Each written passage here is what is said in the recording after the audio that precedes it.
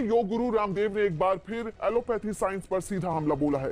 रामदेव के मुताबिक कोरोना से ऐसे लोगों की ज्यादा मौत हुई है जिनके फेफड़े कमजोर थे या फिर जिनका इम्यून सिस्टम कमजोर था। रामदेव ने इसके साथ ही सवाल किया है कि क्या एलोपैथी साइंस में इंसान का इम्यून सिस्टम मजबूत करने का कोई इलाज है। रामदेव के मुताबिक कई गंभीर बीमारियां ऐसी हैं जिनका इलाज एलोपैथी में नहीं बल्कि आयुर्वेद में है। इंडियन मेडिकल एसोसिएशन पर दिए योग गुरु रामदेव के बयानों पर आईएमए से जुड़े डॉक्टरों ने बड़ा पलटवार किया है। आईएमए ने सीधे केंद्र सरकार से रामदेव के खिलाफ कार्रवाई की मांग की है। इंडियन मेडिकल एसोसिएशन भारत का सबसे बड़ा मॉडर्न मेडिसिन डॉक्टरों का संगठन है और जो ये लाला जी जो बयान करते हैं वो ना कि सिर्फ इंडियन मेडिकल एसोसिएशन बल्कि junior doctors network, medical student networks, सभी स्पेशलिस्ट ऑर्गेनाइजेशन, इस तरह से पूरे 12 लाख मॉडर्न मेडिसिन के डॉक्टर्स ने इसकी घोर निंदा करी है। और लाला जी जो माफी की बात करते हैं उनकी माफी सिर्फ काफी नहीं है, उनके ऊपर epidemic act, disaster management act, magical remedies act, drugs and cosmetic act के तहत बिल्कुल कानूनी कार्रवाई होकर उन्हें गिरफ्तार करना चाहिए। ब्रिटिश खुफिया एजेंसी का दावा है कि कोरोना वायरस को रिवर्स इंजीनियरिंग की बदौलत चीन ने अपने वुहान लैब में विकसित किया। ब्रिटिश खुफिया एजेंसी के मुताबिक उसके हाथ कुछ ऐसे पुख्ता सबूत लगे हैं जो इस तरफ इशारा कर रहे हैं कि कोरोना वायरस को रिवर्स इंजीनियरिंग की बदौलत चीन ने अपनी वुहान लैब में विकसित किया। उसके बाद वुहान लैब से लीक होने के बाद ये जानलेवा वायरस पूरी दुनिया में फैल गया।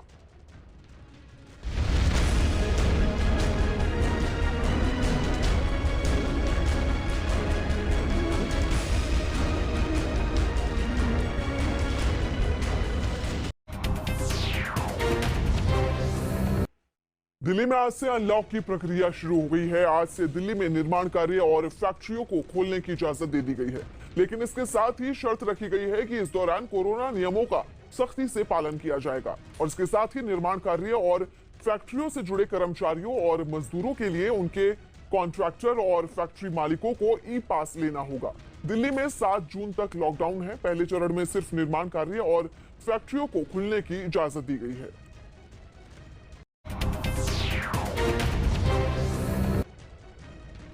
देश में पाबंदियां लागू होने के बाद भी कई सब्जी मंडियों में कोरोना नियमों को लोग तोड़ते हुए बाजार नहीं आ रहे। मध्य प्रदेश और पश्चिम बंगाल में तो ऐसी लापरवाही बरतने वालों के खिलाफ कार्रवाई भी हो रही है,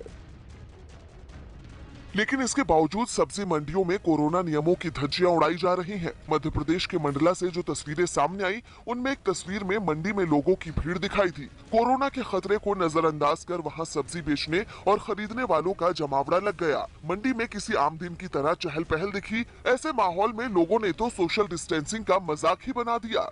यहाँ तक कि कुछ लोगों ने मुंह पर मास्क लगाना भी जरूरी नहीं समझा। कमोबेश ऐसी ही तस्वीर पश्चिम बंगाल के सिलीगुड़ी में भी देखने को मिली। वहाँ की एक सब्जी मंडी में तो भीड़ इतनी बढ़ गई कि पांव रखने तक की जगह नहीं थी। यूपी के आगरा में चुनावी रंजिश में बदमाशों ने शिवपाल यादव की पार्टी के एक नेता को गोली मार दी। फायरिंग के दौरान 2 महिला समेत 4 लोग घायल हो गए हैं, जिन्हें अस्पताल में भर्ती करवाया गया। तस्वीरें हम आपको दिखा रहे हैं। पहली तस्वीर आगरा में गोलीबारी और उस गोलीबारी में 4 लोग घायल हो गए। आरोप है कि पत्नी के चुनाव लड़ने के बाद बौखलाए विरोधियों ने धारा सिंह यादव पर गोलियां चलवाई।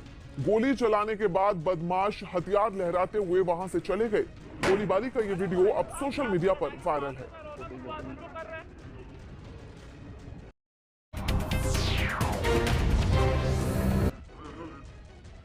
योग गुरु रामदेव ने फार्मा इंडस्ट्रीज को लेकर भी बड़ा हमला किया है। रामदेव के मुताबिक फार्मा इंडस्ट्री लाखों करोड़ों रुपए के कारोबार का धंधा है, जबकि वो आयुर्वेद के जरिए देश की जनता की सेवा कर रहे हैं।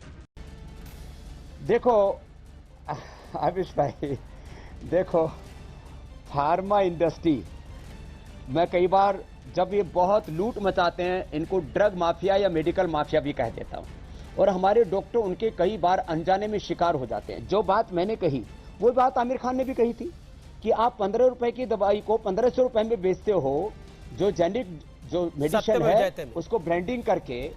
और जब उन्होंने बात की थी कि बेसन टेस्ट की कि खोल लिया और और उसके बाद में और भी बहुत कुछ उन्होंने बातें कही थी कि अनावश्यक ऑपरेशन, गैर जरूरी दवा, गैर जरूरी ऑपरेशन, गैर जरूरी जो है टेस्ट, और ये करके 5 से 25 लाख रुपए का जो बिल बनाने का चक्रव्यूह है, मैंने एक व्यक्ति के साथ में कोई धोखा नहीं किया है। माना कि इस पूरी ड्रग इंडस्ट्री के पीछे लाखों करोड़ की दौलत है, लेकिन मेरे पीछे ताकत है सत्य की, साधना की, सेवा की, अनुसंधान की, और हमने परिणाम दिए। आज मैं एक एक बीमारी के लाखों करोड़ों लोग आपके सामने प्रस्तुत कर सकता हूं। मैंने इस देश का 100 करोड़ किलो से। ग्रेटर नोएडा में पुलिस ने 25,000 के इनामी बदमाश को गिरफ्तार किया है। ये बदमाश पुलिस के साथ मुठभेड़ में घायल हो गया। पुलिस ने इसे गिरफ्तार कर लिया, जिसके पास से एक गाड़ी, पिस्तौल और कारतूस बरामद किए गए हैं। बताया जा रहा है कि पुलिस ने चेकिंग के दौरान बदमाश की गाड़ी को रोकने की कोशिश की थी, लेकिन बदमाश ने गाड़ी नहीं रोकी और भागने लगा। इसके बाद पुलिस ने उसे घेरने की कोशिश की, लेकिन बदमाश ने पुलिस पर ही फायरिंग की। इस दौरान बदमाश को गोली लगी और उसे अस्पताल में भर्ती करवाया गया।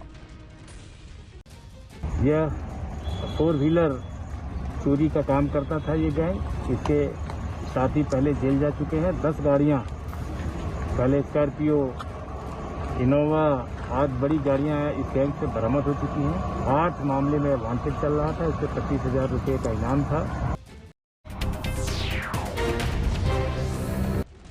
यूपी में पंचायत चुनाव बीत चुके हैं, जनप्रतिनिधियों का फैसला भी हो चुका है, लेकिन चुनावी हिंसा से जुड़ी खबरें अब लगातार सुर्खियों में हैं। इस बार खबर उन्नाव जिले से आई है, जहां ग्राम प्रधान के घर पर कुछ लोगों ने हमला कर दिया। आरोप है कि यह हमला चुनाव हारने वाले उम्मीदवार की तरफ से किया गया।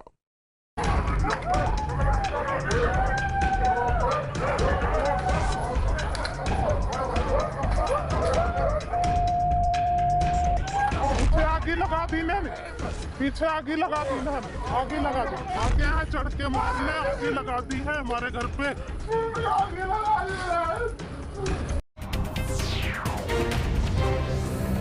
मध्य प्रदेश के सीहोर जिला अस्पताल से हैरान करने वाला एक वीडियो सामने आया।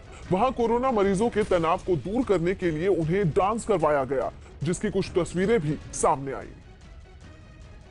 उनमें एक तस्वीर में कुछ डॉक्टर और नर्स संगीत की धुन पर कोरोना मरीजों के बीच डांस करते दिखाई दिए। पीपीई किट पहने स्वास्थ्य कर्मियों ने थोड़ी देर के लिए अस्पताल का माहौल ही बदल दिया।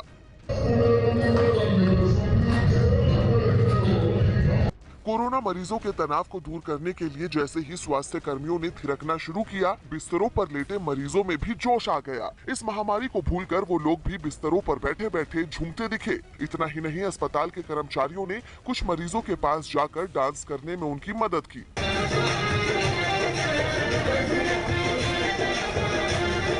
स्वास्थ्य कर्मियों की ये कोशिश रही कि मनोरंजन के इस तरीके से कोरोना मरीजों का तनाव दूर हो। देश में कोरोना वैक्सीन की किल्लत के बीच बड़ी राहत की खबर है। SII यानी सीरम इंस्टीट्यूट ऑफ इंडिया ने जून में कोविशील्ड वैक्सीन की 9 से 10 करोड़ डोज के उत्पादन और सप्लाई का दावा किया है।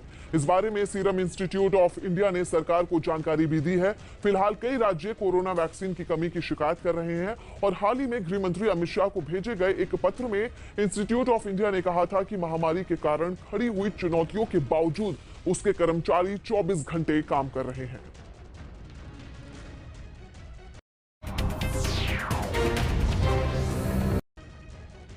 कोरोना से बुरी तरह जूझ रहे ब्राजील के कई शहरों में राष्ट्रपति जायर बोल्सोनारो के विरोध में बड़ी रैली निकाली गई। प्रदर्शनकारियों ने राष्ट्रपति पर कोरोना संकट से निपटने में नाकाम रहने का आरोप लगाया और उन पर महाभियोग चलाने की मांग की, जिसके लिए रियो डी जेनेरो की सड़कों पर जोरदार प्रदर्शन किया गया। वहां से सामने आई एक तस्वीर में राष्ट्रपति के विरोध में निकाले गए जुलूस में हजारों लोग शामिल दिखे। उनमें कई लोग हाथों में झंडे और पोस्टर थामे नजर आए, जिन पर राष्ट्रपति के खिलाफ नारे लिखे थे। इतना ही नहीं, सड़कों से गुजरते वक्त इन लोगों ने जमकर नारेबाजी की। इसके बाद ये सभी लोग एक जगह जमा हो गए और बोल्सोनारो के पुतलों को उल्टा लटकाकर अपने गुस्से का इजहार किया। Nós estamos aqui hoje porque a educação, a saúde, a vida do povo brasileiro está totalmente प्रदर्शन की ऐसी ही तस्वीरें साउ पाउलो से भी सामने आई। वहां राष्ट्रपति के विरोध में विपक्ष ने मोर्चा खोल दिया। सैकड़ों की तादाद में लोग सड़कों पर उतर आए और राष्ट्रपति बोल्सोनारो की तस्वीरों को जलाकर अपनी नाराजगी जाहिर की। इन लोगों ने ब्राजील में कोरोना की वजह से हालात बेकाबू होने के लिए उनकी नीतियों को जिम्मेदार ठहराया और उनसे इस्तीफे की मांग की।